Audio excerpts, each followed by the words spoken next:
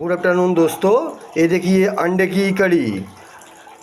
ये देखिए अंडे की कड़ी। इसको पहले अंडा को और आलू को गर्म पानी में इसको डुबोकर इसको सिद्ध करके रखना चाहिए। उसके बाद हल्दी पाउडर, जीरा पाउडर, धनिया पाउडर सबको देकर इसको पकाना पड़ेगा गर्म तेल में। उसके बाद इसमें डिम की कड़ी बनाना होता है।